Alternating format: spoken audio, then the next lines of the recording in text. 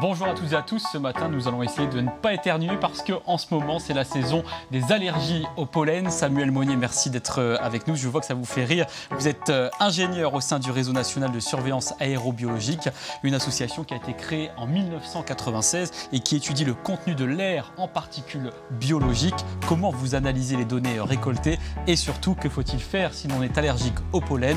On va le voir ensemble tout de suite et j'espère que vous allez nous aider surtout à mieux respirer. So they say, dance for me, dance for me, dance for me, oh, oh. I never seen anybody do the things you do before. They say, dance for me, dance for me, dance for me, oh, oh.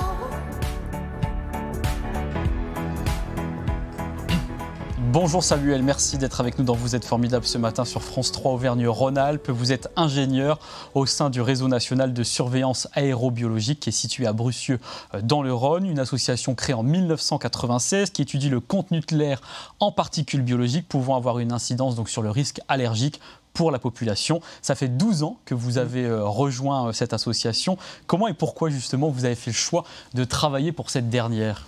Alors, tout a démarré avec mes études, bien sûr, en licence de biologie, puis après en master d'environnement. Et puis, à la fin de mes études, il fallait trouver un stage pour finir mes études, valider mon diplôme. Et là, en recherchant ce stage, j'ai vu une annonce du RNSA, justement, qui proposait un stage sur les pollens et le changement climatique. Alors, j'ai dit, le changement climatique, je maîtrise. Les pollens, je n'y connais rien. Je n'y connaissais, c'est vrai, rien à l'époque. Quelques notions de biologie, mais sans plus. Et j'ai dit, allez, j'y vais, je réponds positivement, j'ai été pris et voilà comment tout a démarré. Et donc c'est un sujet qui vous a plu, qui vous a passionné tout à fait. Pour ne jamais plus le lâcher aujourd'hui. On est donc au cœur du printemps en France et en Europe aussi évidemment, dans l'hémisphère nord plus largement. Quels sont les principaux pollens qui peuvent être allergènes pour les êtres humains ? Alors, on a plusieurs pollens. On a d'abord la saison des arbres, on va dire les pollens d'arbres, notamment le bouleau, très connu, aulne, noisetier, qui font partie de la même famille, le cyprès aussi, allergisant, le frêne, l'olivier, voilà, plusieurs arbres qui sont allergisants. Ensuite, on a les graminées qui prennent le relais à partir de mai. Là, on est en plein dedans. Au mois de mai, les graminées prennent le relais des arbres. C'est la fin de floraison des arbres et les graminées prennent le relais. Qu'est-ce que l'on appelle les graminées ? Alors, les graminées, c'est toutes les herbacées que l'on voit le long des routes, dans les champs. Il y a près de 3000 graminées différentes, dont la dactyle, la fétuque, la flouve, le blé, l'ivraie, voilà, c'est une grande famille. Et toutes ces graminées-là sont allergisantes, donc toutes les herbacées que l'on voit le long des routes, dans nos champs, dans nos jardins, dans nos parcs, parfois sur certains ronds-points, dans certaines allées. Et après les graminées, on a l'ambroisie qui est aussi une herbacée, une espèce exotique envahissante très bien connue dans notre région, qui fleurit en été, en août-septembre et qui vient finir la saison des allergies. Et qui est la plante la plus allergisante quand même. Oui, elle fait partie vraiment des plus allergisantes. Dans la région, c'est vraiment un gros problème. Elle fait partie des plus allergisantes avec les graminées et puis aussi avec bouleau, aulne, noisetier qui sont parmi les plus allergisants. C'est-à-dire qu'elle est sur une liste noire, cette plante, l'ambroisie que l'on voit là à l'image. Il y a des campagnes en fait pour la réduire. Tout à fait, il faut vraiment pouvoir l'arracher, c'est comme ça qu'on en vient à bout, c'est en l'arrachant, donc c'est un gros travail pour pouvoir la détruire, arracher avant la floraison, donc avant le mois d'août c'est l'idéal, on peut la signaler aussi, il y a une plateforme qui existe pour signaler l'ambroisie, signalement-ambroisie.fr, on peut aller sur cette plateforme, signaler l'ambroisie dès qu'on en repère, et chaque signalement qui est fait est transmis à la commune qui va pouvoir engager les actions pour éliminer l'ambroisie, parce que vraiment il faut que tout le monde s'y mette pour pouvoir détruire cette plante exotique envahissante qui est très allergisante. Alors j'aimerais qu'on s'arrête sur cette carte que l'on voit là aussi à l'écran. En 10 ans, on se rend compte que les pollens gagnent du terrain et sont de plus en plus présents sur la moitié du pays quasiment. Tout à fait. Avant, c'était vraiment juste la vallée du Rhône, comme on le voit. Même avant les années 2000, c'était essentiellement autour de Lyon qu'on en avait de l'ambroisie. Et on voit qu'elle a progressé vers le nord, vers l'ouest, vers le sud. À Mareuil, là, par exemple, donc Mareuil, c'est en Nouvelle-Aquitaine. On a 2 fois plus de pollen qu'il y a 5 ans, soit autant de pollen qu'à Lyon. Donc vraiment des quantités qui augmentent un peu partout en France. Et malheureusement, une ambroisie qui progresse. C'est une plante vraiment exotique, envahissante, qui progresse dans d'autres régions. Alors on se rend compte que connaître les pollens, c'est avant tout, surtout, connaître l'ensemble des plantes et des arbres. Ce sont des éléments que vous avez étudiés par le biais de cette association ou plutôt dans votre parcours scolaire ? Alors, je dirais les deux, à la fois par mon parcours scolaire, par ma licence de biologie, mon master d'environnement. C'est vrai que dans mes études, j'ai déjà étudié les arbres, les plantes, mais c'est vraiment en arrivant au RNSA que j'ai découvert vraiment toutes les espèces allergisantes et puis apprendre à les reconnaître, savoir reconnaître les grains de pollen aussi, on va en parler, qui sont très différents les uns des autres. Apprendre à comptabiliser ces pollens et aider les allergiques, c'est vraiment ce qui me tient à cœur, c'est pouvoir fournir de l'information aux allergiques pour qu'ils puissent mieux gérer leur allergie. Et suivre la météo, c'est essentiel puisque l'analyse allergopollinique est précisément liée à l'évolution de la météo quotidienne, je le précise bien. Tout à fait, exactement. On fournit des cartes avec des bulletins, des risques d'allergie quotidiens et on a besoin de la météo parce que dès qu'il pleut, les pollens sont plaqués au sol, les allergiques peuvent mieux respirer. Par contre, dès qu'on a du soleil, du vent, des températures qui augmentent, malheureusement, ce sont des éléments qui viennent favoriser l'émission et la dispersion des pollens en grande quantité dans l'air. Donc, on est beaucoup en lien avec Météo France, bien sûr, avec qui on travaille pour améliorer nos prévisions. Et comment vous mesurez la concentration des pollens qui sont dans l'air ? Alors on mesure les pollens grâce à un réseau de capteurs, on a 80 capteurs sur tout le pays qui permettent vraiment de mesurer ces pollens dans l'air. Ici on en voit justement à l'image donc des capteurs de type IRST on appelle, qui fonctionnent juste avec un moteur à l'intérieur qui aspire l'air par une petite ouverture et les pollens viennent s'impacter à l'intérieur et on récupère un petit tambour chaque semaine qu'on va analyser en laboratoire. On va voir les pollens qui sont présents dans ce capteur qui ont été recueillis. Donc c'est vraiment grâce à ce réseau de capteurs qu'on peut fournir de l'information aux allergiques. En plus, bien sûr, des prévisions météo, des observateurs sur le terrain aussi. On n'a pas dit, mais il y a des botanistes qui observent l'état de la floraison des espèces dans les parcs et jardins et qui nous font remonter l'état de floraison de ces espèces. C'est-à-dire que vous avez des indices aussi sur l'ensemble des territoires qui vous apportent des informations complémentaires. Voilà, dans les parcs et jardins. Et enfin, on a les médecins avec qui on travaille aussi. On a près de 80 médecins sentinelles qui nous font remonter aussi les symptômes qu'ils observent chez leurs patients pour pouvoir adapter nos traitements. C'est vrai que si on a des symptômes forts, comme on a eu en mai, la semaine de l'Ascension, on a eu un pic de symptômes chez les médecins, on a augmenté nos risques. Parce que la météo était belle. Parce que la météo était belle et ça s'est vérifié avec nos cartes qui étaient bien rouges aussi pour les pollens de graines. Comment vous analysez toutes les données que vous collectez ici et là ?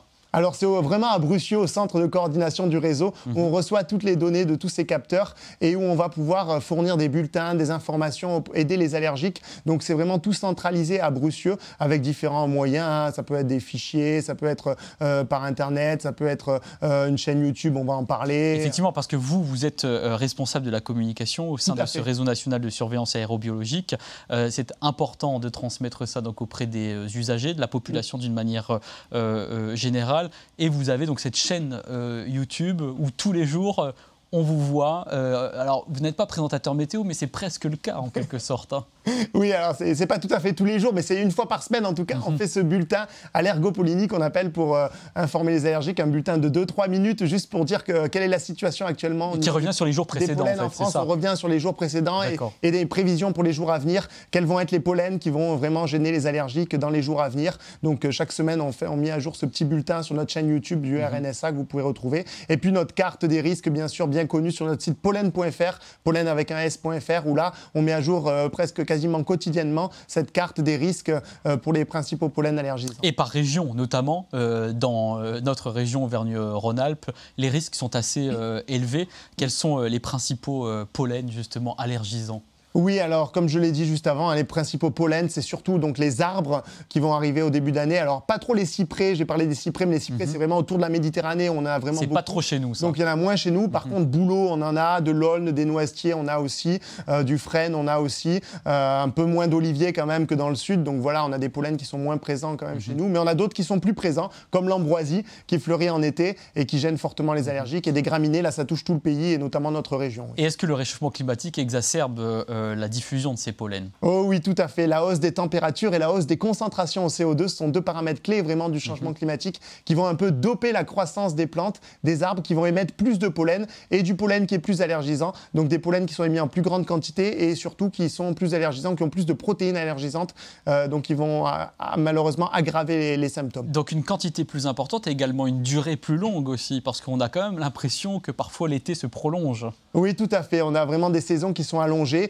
qui démarre plus tôt pour certaines espèces, notamment c'est bien visible pour les arbres hein, qui fleurissent à la fin de l'hiver, début du printemps. Le bouleau, par exemple, cette année a fleuri avec 2 semaines d'avance. Aulne et noisetier, on les voit arriver de plus en plus tôt. Donc des espèces qui fleurissent plus tôt. Malheureusement, la floraison ne se termine pas plus tôt. Donc des saisons qui sont allongées, en fait, des allergies qui sont gênées sur des plus longues périodes. Et vous, ça a une incidence sur votre activité parce que les capteurs qu'on évoquait tout à l'heure doivent être en place beaucoup plus longtemps? Exactement, hein, on maintient nos capteurs quasiment toute l'année maintenant. Il y a peut-être novembre, décembre où on enlève les capteurs, sauf autour de la Méditerranée où là on a des pollens vraiment toute l'année. Donc là on laisse vraiment les capteurs autour de la Méditerranée en fonctionnement toute l'année. Mais dans les autres régions on les enlève 2-3 mois alors qu'avant c'était plutôt 4-5 mois qu'on arrêtait les capteurs. Mais en résumé, si on est allergique, il faut plutôt habiter sur la moitié nord du pays que dans la moitié sud. Alors ça va dépendre des pollens en réalité parce que dans le nord on va être beaucoup plus gêné par les pollens d'arbres comme bouleau notamment qui est plus un arbre du nord hein, de l'Europe. Donc là dans le nord ils vont être gênés fortement par les bouleaux au mois d'avril mais beaucoup moins par exemple par l'ambroisie ou par les cyprès en janvier alors qu'autour de la Méditerranée ça va être les cyprès qui vont gêner fortement les allergiques en janvier et l'olivier en mai, juin. Et quels sont les gestes qu'il faut adopter si l'on est allergique à certains de ces pollens? Alors le premier geste qu'on donne c'est bien sûr de consulter un médecin ou un allergologue si vous avez des symptômes, le nez qui coule, des yeux qui sont rouges, des difficultés à respirer. Surtout ne restez pas avec ça parce que ça peut s'aggraver. Hein. Il peut y avoir des facteurs aggravants. Donc consultez rapidement votre médecin traitant ou un allergologue pour avoir un traitement à base d'antihistaminique qui permet déjà de mieux respirer, de mieux vivre la maladie. Puis et après, quand on a le traitement, il y a aussi des gestes au quotidien que l'on voit là. Voilà, exactement. Après, les bons gestes qu'on recommande, hein, c'est bien sûr se rincer les cheveux le soir parce que les pollens se collent sur les cheveux, on en respire toute la nuit. Donc bien rincer ses cheveux, la barbe aussi pour ceux qui ont une barbe, les cils aussi, bien. Aérer par exemple sa chambre avant d'aller se coucher. Voilà, le matin tôt ou le soir tard, c'est vrai qu'il y a moins de pollen à ce moment-là. En journée, il y en a beaucoup plus, donc plutôt le matin tôt ou le soir tard. Éviter de faire du sport dans un parc en plein air quand il y a un pic de pollen, c'est pas très recommandé. Fermer les fenêtres en voiture, c'est aussi important pour éviter que les pollens ne rentrent dans l'habitacle, surtout que maintenant les voitures sont qui se baladent dans l'habitacle. Ouais. Oui, en plus, qui puissent se balader. Faire sécher son linge aussi plutôt à l'intérieur qu'à l'extérieur pour éviter que les pollens se collent sur le linge et qu'on en respire beaucoup. Voilà, plein de petits conseils comme ça qu'on donne. Ça permet de limiter l'exposition au pollen. Ça élimine pas tous les symptômes, mais ça permet d'être moins gêné quand même par les pollens. Et est-ce que les pollens sont plus présents en ville qu'à la campagne? Alors ça, c'est une mauvaise idée parce que les pollens, en fait, ils voyagent dans l'air dispersés par le vent. Donc les pollens de la campagne vont arriver en ville, ceux de la ville vont aller vers la campagne. Donc en fait, des pollens, on en a un peu partout. Il y a un facteur aggravant quand même en ville, c'est la pollution. Les polluants comme la particule fine, ozone, NO2, viennent fragiliser la paroi du grain de pollen qui libère plus de protéines allergisantes. Donc c'est un facteur aggravant. Ça fragilise aussi les voies respiratoires des individus, ces polluants-là, les polluants atmosphériques. Et du coup, c'est un facteur aggravant en ville, la pollution, par rapport à la campagne. C'est un cocktail qui est un peu plus dangereux lorsqu'on est en ville parce que la concentration de pollution est elle aussi plus importante. Alors vous ne mesurez pas d'ailleurs que les pollens au sein de votre association, mais aussi les moisissures atmosphériques.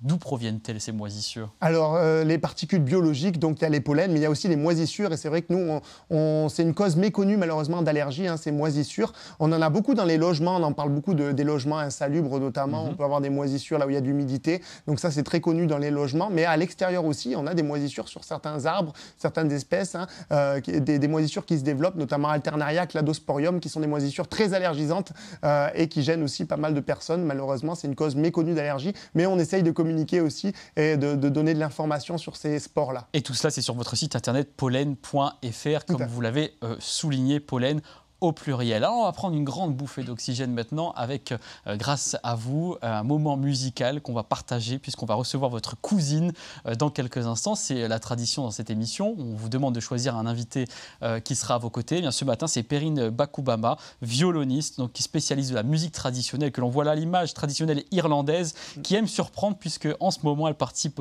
au concert L'Héritage Goldman aux côtés des musiciens de Jean-Jacques Goldman, donc Michael Jones et Jackie Mascarell. On a hâte de l'écouter. Avant cela, on a aussi hâte de découvrir un peu plus encore votre univers, vos goûts personnels, puisque vous êtes bien ancré dans la région. Au-delà de vos activités au sein de l'association, que faites-vous? On va le savoir tout de suite.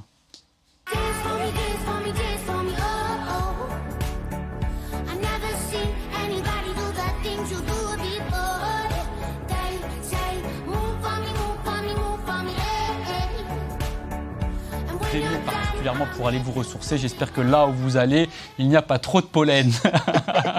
dans la région. Quel est le spot, en quelque sorte, que vous allez voir régulièrement en famille? Oui, en effet, c'est un endroit où il y a moins de pollen, c'est la montagne. Et c'est vrai que moi, je suis un passionné de montagne, donc c'est plutôt les stations dans les Alpes, Châtel notamment en Haute-Savoie, une de mes stations préférées où j'ai appris le ski à mon fils. Donc c'est, je dirais plutôt les stations. Là, on voit une image justement de Châtel l'an dernier où j'ai pu apprendre le ski à mon fils qui a 4 ans.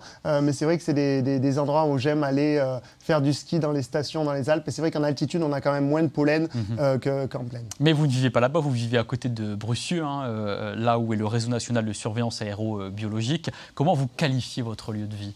Oui, alors je dirais les petites Alpes, parce que c'est quand même un peu en altitude, mais c'est la campagne profonde. Et ça vous plaît? Oui, tout à fait. Vous ne vous voyez pas vivre en ville? Non, c'est vrai qu'on est plus de la campagne avec mon épouse. Et quelle est la première chose que vous faites le matin? Alors la première chose, déjà j'éteins mon réveil quand je me fais réveiller par mon réveil parce que parfois c'est les enfants qui me réveillent et là du coup... Vous préférez le réveil que les enfants parce que j'ai l'impression que les enfants c'est plus tôt. Voilà, exactement. Malheureusement, c'est vrai qu'en vacances, c'est les enfants qui réveillent et puis quand il y a les jours d'école, c'est l'inverse, c'est le réveil qui me réveille et puis je m'habille, bien sûr, c'est la première chose que je fais. Et vous nous avez dit en préparant l'émission que vous habillez plus rapidement que votre épouse. Je ne sais pas comment elle doit le prendre, mais vous vous débrouillerez. C'est vrai que j'ai tendance à être très rapide pour m'habiller et tout de suite être présent pour les enfants. Et quelles sont les fantaisies que vous autorisez dans votre vie? Alors, les voyages, j'aime beaucoup voyager, découvrir la France, mais toute l'Europe aussi. Par exemple, la semaine de l'Ascension, on était sur la dune du Pilat. Donc, pouvoir découvrir des nouveaux lieux, ça j'aime beaucoup. Sortir au restaurant aussi, même si c'est plus compliqué avec les enfants. Mais grâce à vous, vos enfants, j'imagine qu'ils ont beaucoup de connaissances autour des plantes et des arbres lorsque vous faites ce genre de balade. Exactement, ils savent reconnaître les plantes, les bouleaux notamment, les graminées, l'ambroisie. Mon fils est un champion pour l'arracher. Est-ce qu'il y a une musique qui vous met de bonne humeur? Ah oui, I Feel Good de James Brown, ça c'est vraiment une musique que j'aime beaucoup. Intemporelle, intergénérationnelle, c'est vrai que quel que soit voilà. le moment où on est né, on aime cette musique où on se sent bien. Voilà. Exactement. La traduction évidemment de I Feel Good. Quel livre vous a bouleversé que vous souhaitiez partager avec nous aujourd'hui? Alors c'est Toujours y croire, c'est la biographie de Olivier Giroud, le footballeur bien connu, champion du monde aussi en 2018 avec les Bleus. Il vous a inspiré? Oui, vraiment, une histoire très touchante qui retrace tout son parcours depuis son enfance jusqu'à aujourd'hui, comment il en est arrivé là. Il partage aussi sa foi en Dieu. Est-ce qu'il y a un mot que vous trouvez formidable?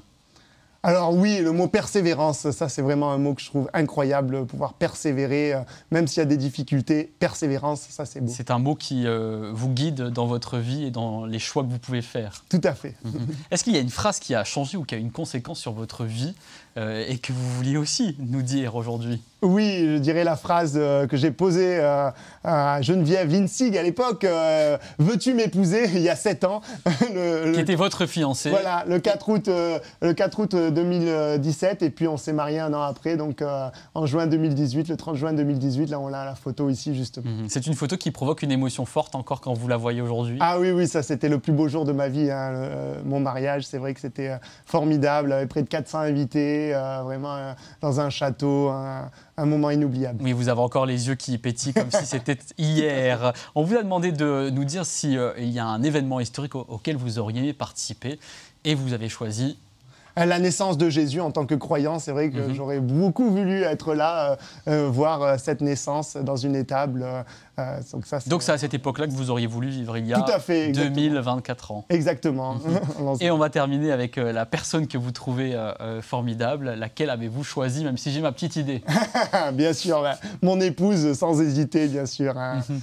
Juste parce que c'est votre épouse ou vous avez un message à lui faire passer ce matin, puisque vous la trouvez formidable? Qu'est-ce que vous souhaitez lui dire? Ah oui, que je l'aime, qu'elle est incroyable. Vous avez la caméra juste Tout là. à fait. Ma chérie, je t'aime, tu es vraiment formidable. Merci pour tout ce que tu fais pour toute notre famille. Voilà, vous allez pouvoir regarder juste cette séquence-là et vous la repasser en boucle. Vous l'aimez aussi, c'est votre cousine Perrine Bakoubama, qui est violoniste à Lyon et qui, ce matin, va nous faire découvrir peut-être le violon sous un autre jour. C'est parti.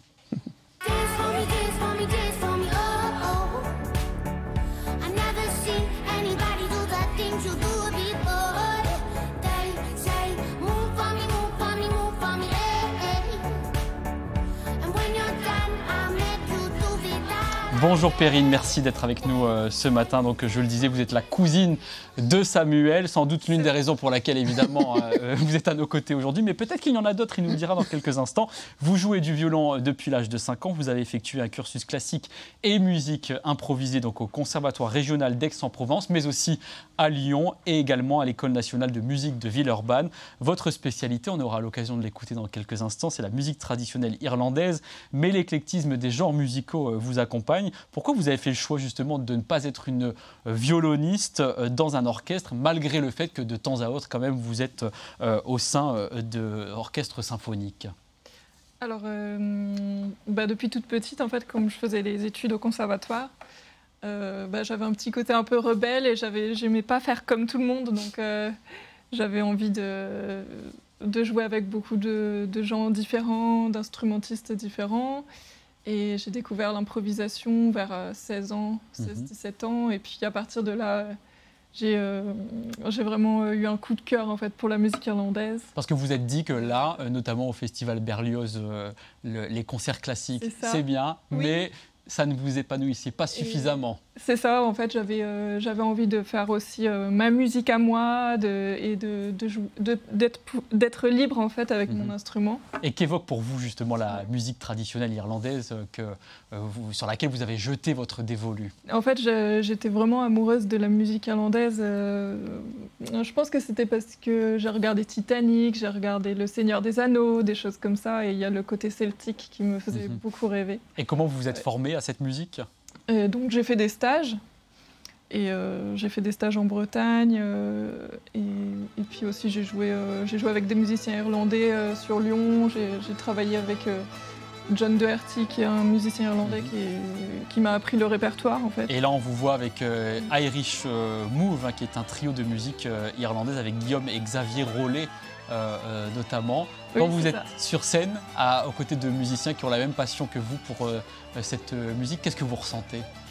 Une grande connivence avec le public. J'adore voir le sourire des gens, voir les gens danser, surtout la bonne humeur qui règne en fait, autour de nous. Et pour moi, c'est ça qui est le plus précieux en fait. Et vous ne vous arrêtez pas finalement à une seule formation, puisque vous avez aussi participé à des concerts avec le FFR Celtic Fiesta. Oui. Pourquoi vous changez comme ça de temps à autre de groupe?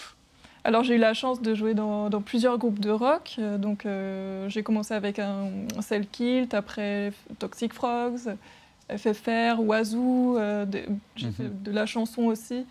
Et en fait, j'allais là où on avait besoin de moi, là où on m'appelait pour mettre du violon, une touche de violon irlandais dans les groupes. Et à un moment, vous vous êtes dit, moi j'ai envie aussi de présenter mes propres compositions. C'était en 2019, au sein d'un quartet qui porte votre nom, Perrine Mismer. Qu'est-ce que l'on écoute lorsqu'on découvre ce quartet? On entend un peu toutes mes influences, donc comme ce sont mes compositions, forcément on entend un peu des phrases classiques, un peu jazzy, un peu funky et un petit peu irlandais. Le tout mélangé, voilà, j'ai tout mélangé et puis j'ai réuni autour de moi des super musiciens de l'école là où j'étais. J'étais en cursus de jazz à l'ENM de Villeurbanne. Donc voilà, avec les copains, ça donnait ça. Ça donne ce résultat et je crois qu'à la fin de l'émission, on va écouter un extrait issu de ce travail de composition que vous avez pu faire donc, en 2019. Mais avant cela, on va parler de septembre 2022 jusqu'à aujourd'hui, puisque vous vivez une nouvelle aventure aux côtés des musiciens de Jean-Jacques Goldman, notamment Michael Jones, rien que ça, et Jackie Mascarel. Comment vous les avez rencontrés tous les deux? Je les ai rencontrés par le biais de Eric Benzi. Alors je précise que vous êtes la troisième sur la photo en partant de la gauche, avec les cheveux longs, et qu'entre-temps, vous les avez coupés, pour qu'on puisse vous reconnaître. Couper les cheveux. En même temps, vous êtes la seule avec le violon, donc c'était assez facile de vous identifier. Tout à fait. Je disais, oui, comment vous les avez rencontrés? Donc c'était par le biais de Eric Benzi, qui est l'arrangeur de Jean-Jacques Goldman, qui cherchait du coup pour l'enregistrement du deuxième album Héritage Goldman, volume 2. Oui. Il cherchait à colorer son album de façon celtique. Donc voilà, il a eu besoin d'une violoniste comme moi, donc il m'a trouvé par le biais d'Internet et tout ça. Et vous adorez ce que vous faites sur scène avec cet ensemble? Eh bien oui, on a beaucoup d'énergie sur scène, beaucoup d'énergie positive, beaucoup de joie de vivre. Et voilà, on est libre aussi avec notre instrument, on a des micros HF, donc on peut sauter partout, on peut se faire plaisir. Voilà, vous cassez les codes, c'est ce qu'on a compris. Ouais, Notamment ce violon, l'instrument que vous avez entre les mains, vous souhaitez surprendre avec lui. C'est un violon qui date de quand d'ailleurs, celui que vous avez là? Alors quand je suis sur scène, comme sur la photo là, j'utilise un quinton, donc c'est un violon qui a 5 cordes. Donc il fait aussi alto, donc il couvre une plus large tessiture que le violon, et c'est très intéressant pour la chanson et le jazz. Et puis celui-ci, c'est un violon ancien que j'ai trouvé chez un luthier à Lyon. Et on va l'écouter voilà, tout de suite parce qu'on arrive à la fin de l'émission et on a hâte avec Samuel. Merci en tout cas pour cette mise en lumière de Perrine ce matin. On vous écoute, on a toutes les dates qui s'affichent pour l'héritage Goldman à l'écran. Et est-ce qu'il y a un titre au morceau que vous allez nous jouer maintenant? Alors c'est une compo qui est sur mon EP First Step, et cette compo elle s'appelle Et alors? C'est parti, et à demain. Et alors, et à demain.